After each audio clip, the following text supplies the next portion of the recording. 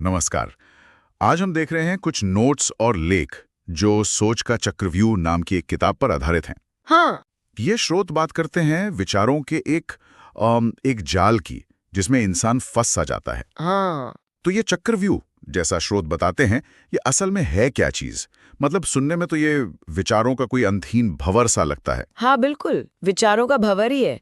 और स्रोत इसे सिर्फ विचारों का जाल नहीं, बल्कि एक तरह का भावनात्मक दलदल भी बताते हैं। अच्छा। हाँ, जैसे आज की दुनिया है ना, इतनी तेज रफ्तार, हाँ हाँ इतनी जानकारी, उम्मीदें, हाँ। इन सब का बोझ, तो ऐसे में मन का संतुलन बिगड़ना काफी आम हो गया है। सही बात है। और स्रोत इसे जोड़ता है अति विचार से, ओवर थिंकिंग जिसे कहते हैं। Over thinking. हाँ, मतलब कैसे एक छोटी सी चिंता होती है, हाँ। और वो देखते ही देखते एक बड़ा डर बन जाती है। बाप रे। या फिर मान लीजिए निराशा का कोई एक छोटा सा पल है, वो मन में जम जाता है, एक स्थायी नेगेटिविटी बनके। ये तो बड़ी गहरी बात है, लेकिन दिलचस्प ये लग रहा है कि स्रोत इसे सिर्फ एक प्रॉब्लम की तरह नहीं देख रहा है। नहीं नहीं, ऐसा लगता है जैसे इसे एक सफर की तरह पेश किया गया है, आत्मखोज का सफर। बिल्कुल, जहां आप कंट्रोल पाना सीखते हैं और फिर अंत में उस जाल से मुक्त होते हैं। तो ये कोई थ्योरी वाली किताब नहीं है, मतलब ज्यादा प्रैक्टिकल गाइड जैसी। हाँ हाँ, स्रोत यही कहता है, एकदम व्यवहारिक मार्गदर्शिका।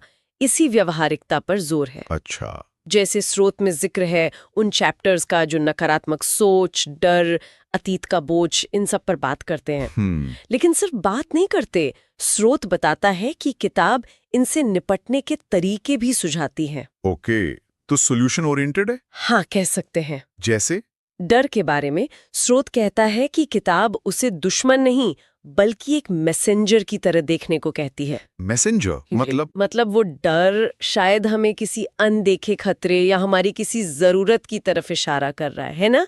ये एक अलग नजरिया है। हाँ, ये तो है। तो सिर्फ पहचानना नहीं, बल्कि समझना और फिर शायद उसका इस्तेमाल करना। बिल्कुल। और इसी तरह सकारात्मकता, ध्यान, सेल्फ अवेयरनेस, इन सब का जिक्र है स्रोत में। ये सब जैसे स्टेप्स हैं उस चक्रव्यूह से बाहर निकलने के। हाँ, आप कह सकते हैं, सब मिलके एक रास्ता सा बनाते हैं।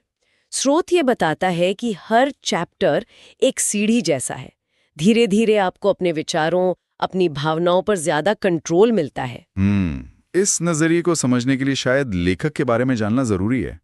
गौरव शुक्ला। हाँ। स्रोत बताता है कि वो उत्तर प्रदेश के प्रतापगढ़ से हैं। हाँ। और उनका जीवन काफी सामान्य चुनौतियों वाला रहा। सही। कम उम्र में शादी, जिम्मेदारियां, फिर दिल्ली में ड्राइवर की नौकरी। हाँ, और स्रोत के हिसाब से यही अनुभव, यही उनकी प्रेरणा बने। मतलब ये कोई एकेडमिक रिसर्च से निकली किताब नहीं लगती। मैं बिल्कुल